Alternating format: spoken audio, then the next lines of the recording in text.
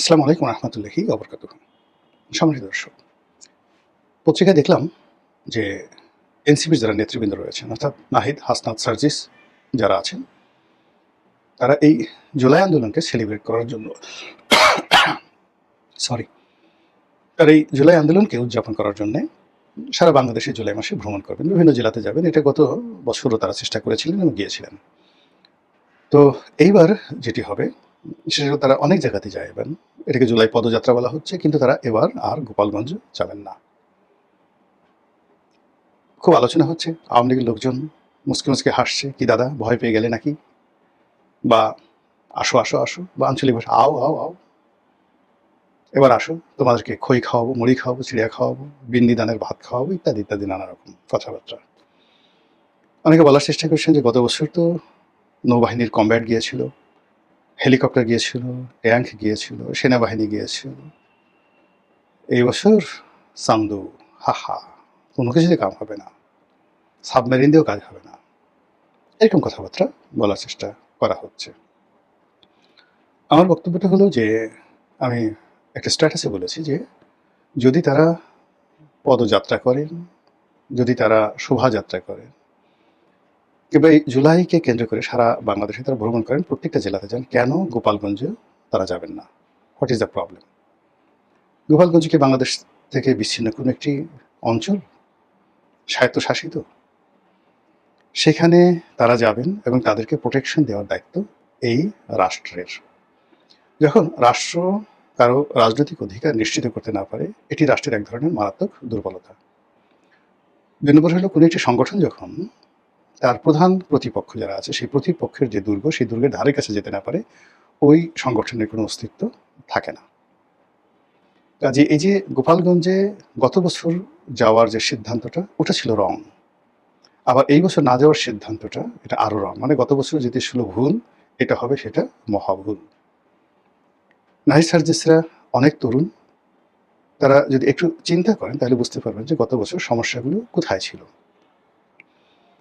গত বছর সমস্যাটা ছিল প্রথমত যে একটা গুজব ছড়ানো হয়েছিল যে এনসিপির যারা লোকজন তারা যাচ্ছে, এবং সারা বাংলাদেশ থেকে জামাতের হাজার হাজার লোক তাদেরকে মানে পর্দার আড়ালে থেকে সাপোর্ট দেওয়ার জন্য ট্রাকে করে সেই গোপালগঞ্জ, টঙ্গীপাড়া বিভিন্ন এলাকাতে তারা অবস্থান নিয়েছে।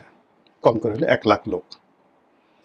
এরা মূলত গোপালগঞ্জে গিয়ে তারা ভাঙচুর করবে, বঙ্গবন্ধুর মাজার ভাঙচুর করবে, যেভাবে ৩২ নম্বর ভাঙচুর করেছে।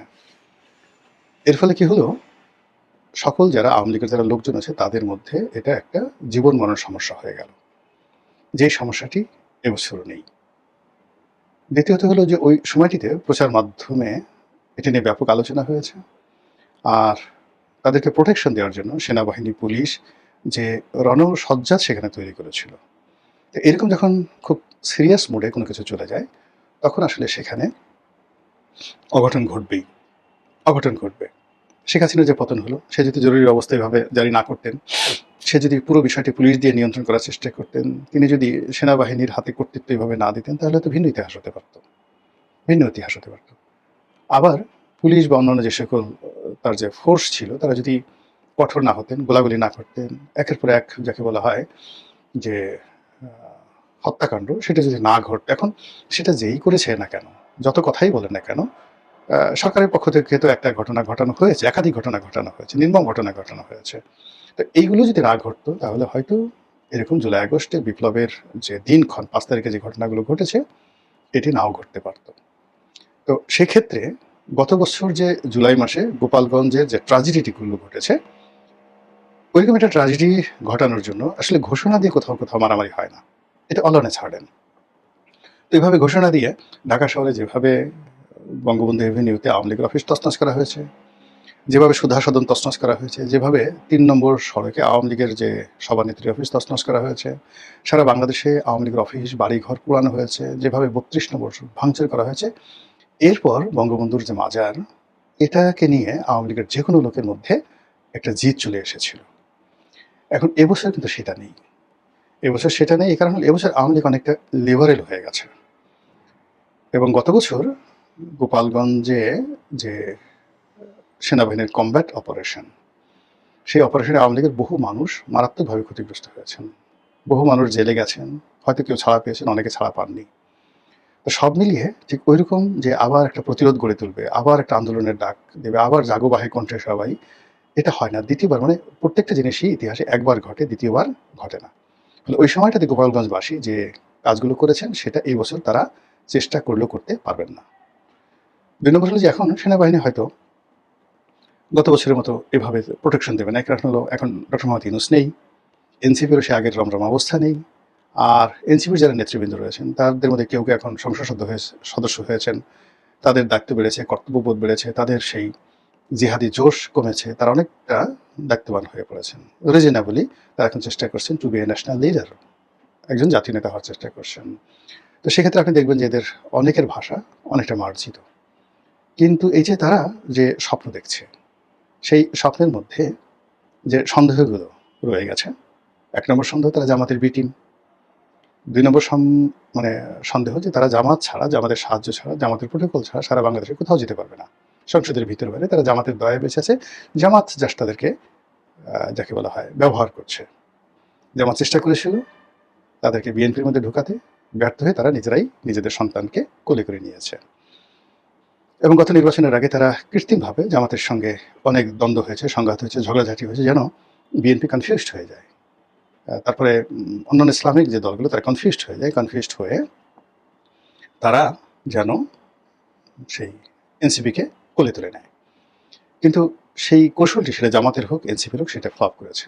এর ফলে দল হিসেবে এনসিপির ক্ষয়ক্ষতি হয়েছে মারাত্মক, জামাতের ক্ষতি হয়েছে এবং এনসিপির মধ্যে যে ঐক্য, বিশেষ করে আসিফ মাহমুদ, সজীব ভুইয়া, তারপর মাহফুজ যে মাস্টার মাইন্ড মাহফুজ, সামান্তা শারমিন, তারপরে আরও এক ঝাঁক মহিলা ছিলেন যারা বিশেষ করে ওই যে লন্ডন থেকে একটা ডাক্তার ভদ্রমহিলা এসেছিলেন,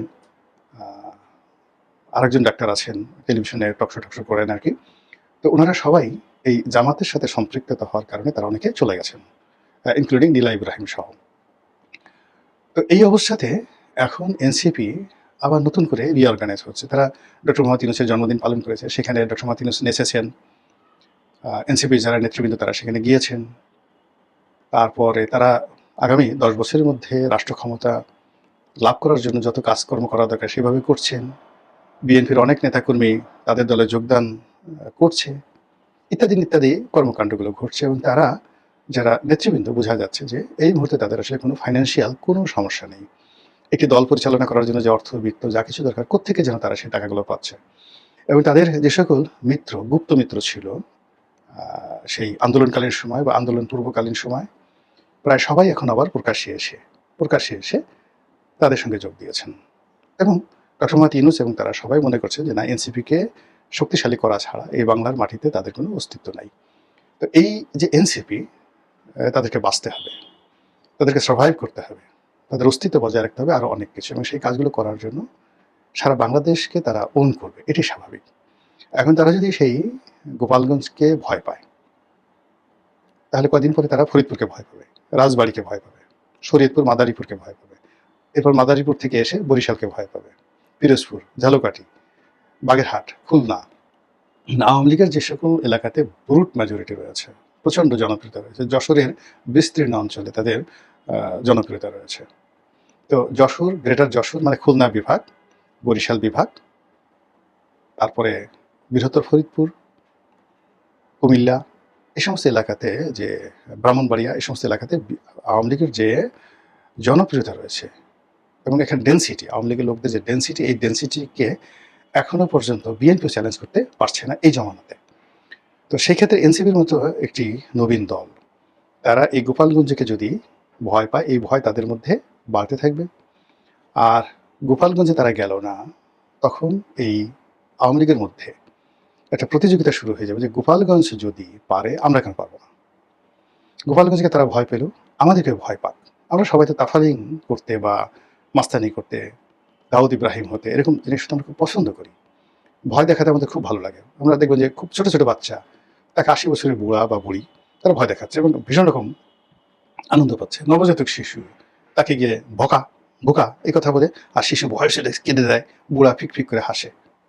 এই জিনিসগুলো আমাদের মধ্যে রয়েছে। এখন এনসিপিকে ভয় দেখে, অর্থাৎ গোপালগঞ্জবাসী যদি মনে করে যে আমরা ভয় দেখাতে সফল হয়েছি, ঠিক সেম জিনিসটি ভাইরাসের মতো অন্যান্য জেলাতে ছড়িয়ে পড়বে, মারাত্মকভাবে ছড়িয়ে পড়বে। সেক্ষেত্রে এনসিপির উচিত এই ধরনের প্রোগ্রাম না করা, একেবারে না করা। আর যদি তারা করতে চায় তাহলে লোকজন সহকারে শক্তিমত্তা নিয়ে সার্বজনীনভাবে সব জায়গায় যাওয়া, এবং সেখানে যারা রাজনৈতিক নেতৃবৃন্দ, ইভেন তারা এখন আওয়ামী লীগের সঙ্গে কথা বলতে পারে, ওখানে যারা আওয়ামী লীগের নেতৃবৃন্দ রয়েছেন তাদের সঙ্গে টেলিফোনে কথা বলতে পারেন, বৈঠক করতে পারেন, উপহার পাঠাতে পারেন যে ঠিক আছে, যারা চলে যাওয়ার তারা গেছে, যাদের বিরুদ্ধে আন্দোলন করেছি, লড়াই করেছি, ইটস ওকে, বাট আপনারা বাংলাদেশে আসছেন, আমাদের কথাগুলো শুনেন, আমরা যে আসছি আমাদের কথাগুলো শুনেন, যদি খারাপ লাগে আপনারা প্রতিবাদ করবেন, কিন্তু আমাদের তো কথা বলতে দিতে হবে, আমরা তো আপনাদেরকে কথা বলতে দিতে চাই। এইভাবে একটা রিকনসিলিয়েশন যদি এনসিপি করতে না পারে, তাহলে তারা যত কথাই বলুক না কেন, এই জুলাইয়ের পরে আপনি দেখবেন জুলাই, আগস্ট মাসের পর থেকে তাদের যে অস্তিত্ব, দাপট, ক্ষমতা ধীরে ধীরে মারাত্মকভাবে